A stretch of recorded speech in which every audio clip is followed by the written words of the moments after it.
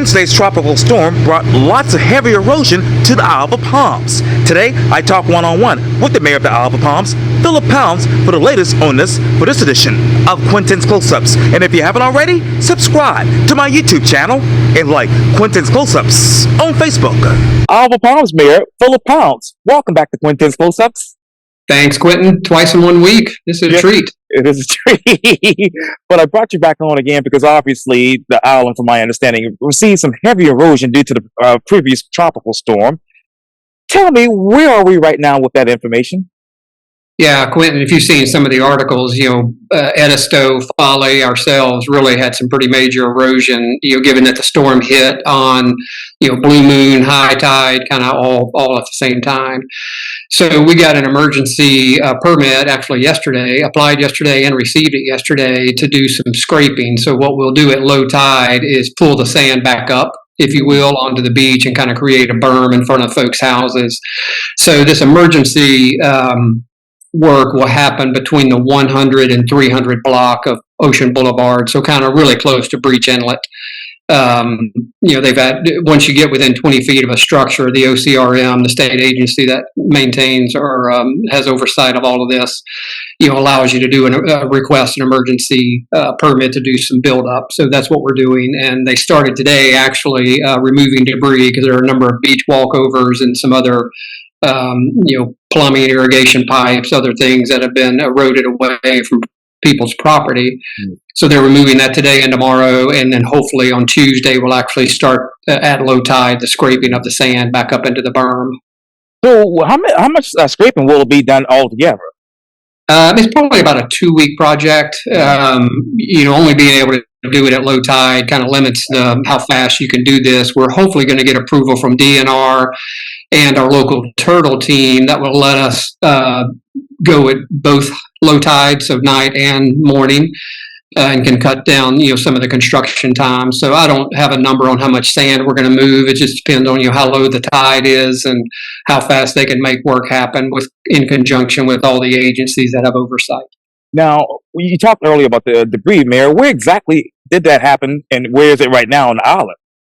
What? Say that again, Quintin? Yes, sir. About the debris earlier, as you mentioned, where exactly did that debris, landed or, spread out on the island, per se? Yeah, so most of it stays pretty contained. So again, it's beach walkovers from private residences onto over the dunes and onto the beach. So most of those are pretty contained within this 100 to 300 block area of Ocean Boulevard, roughly. I mean, when we were out there yesterday doing some survey damage, there are a couple of pieces in the ocean. Hopefully they've washed up and we can grab those. But most of it's scattered really right along that end of Breach Inlet, or that area close to Breach Inlet. And I know, obviously, that's a walking point for some people between Sullivan's Island and Isle of Palms. So when you talk about Breach Inlet, what exact damage was there? Yeah, not much actually at Breach Inlet. It's really more once you got down into the residential areas, Quintin. So to your point, from a visitor standpoint, the Breach Inlet parking lot will actually be closed during this construction. That will be our staging area for equipment and dumpster and such. So that's about 30, 35 parking spots that folks will not have access to during this construction period. But thankfully there's plenty of parking on Isle of Palms for people to try a different area of the beach maybe. And we actually have beach access paths 1, 2, and 3 closed while we're doing this because it's such a steep drop off. We're just concerned for folks' safety. So there'll be equipment on the beach on that end. Thankfully it's right after our busy season starting Tuesday, so hopefully it'll be from a visitor or resident standpoint kind of a minimal distraction, and we'll get it done pretty quickly, hopefully. And speaking of which, obviously Monday is Labor Day, so because of what happened with the storm on Wednesday, what should visitors and residents do right now to make sure that they don't get in the way of these people working to restore the beach? Yeah, and like I say, really from our 4th Avenue beach access path back towards Breach Inlet is really where the activity will be. So it's fairly confined. And as you know, other than that Breach Inlet parking area, there's not a lot of parking, at 1st, 2nd, and 3rd Avenues. There's some, but folks will just have to figure out a way to get there. They can use the 5th Avenue, 6th Avenue, whatever other access points they want to, but they'll just need to stay away from that end of the island for the next couple of weeks. Now, I know obviously sea turtles are a part of the quality of life on the island, so how were they affected during the storm? Yeah, I have not seen a report from our sea turtle team. This year there have not been too many, if any, nests on that end of the island, just given the erosion that was already there, Quentin. Hmm. So I think we're going to be in good shape. But again, we'll coordinate closely with them and Department of Natural Resources to make sure we take that into account. Now, I know you talked earlier about the erosion and how much heavy that was on the island because of the storm. Did the city, by any chance, receive any federal funding to help with restoration? Yeah, not at this point. This will be a city expense, to do this sand scraping over the next couple of weeks, Quentin.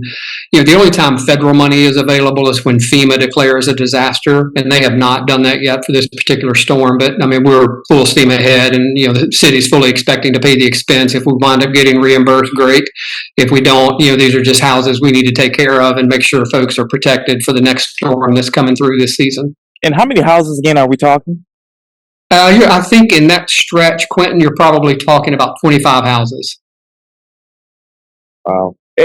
And how much will the city spend on this particular, incident? I should say, for lack of a better word.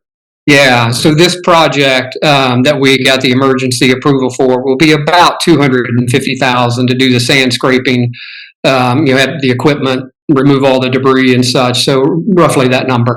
And if you were to get federal funding, how much would that help with the city's budget and this particular funding for this? Yeah,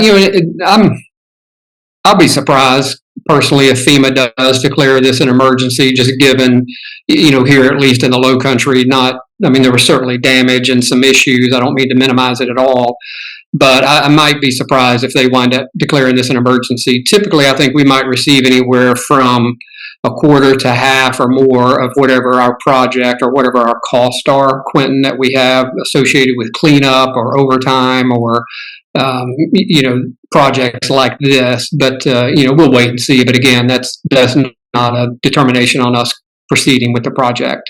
And I know earlier when we spoke on Tuesday, you basically told me about those hotspots that you were concerned about. Did those hotspots turn out to be problematic for you all after the storm?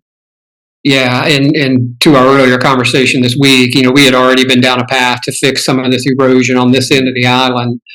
We had one other hot spot that we're going to also do some scraping during this next couple of week project up in the Wild Dunes area, kind of around Beechwood East Road. Probably 5 or 6 houses right there that we need to do some sand scraping as well, just to build back up the berm and the dune system until we can get to a larger project at some point. And what exactly is the state of that dune system now? It's in pretty good shape. There's just some spots where, like in this Wild Dunes area on this particular road, where it's kind of flattened out, if you will, a little bit. But the beach that we had restored in 2018 on the north end of the island's in really good shape still. A whole lot of dry sand beach is still available there. Again, it's just when you have a super high tide and the blue moon and everything else that was going on with this particular storm and the timing of it when it came in, you could have the best dune system in the world, and it's going to be breached in some places, and that's what's happened at Wild Dunes area and certainly at Breach Inlet area. Alpha Palms Mayor Phillip, thank you so much for your time again here on Quintin's Close-Ups. Absolutely, Quentin. Thank you. Have a good weekend. Likewise.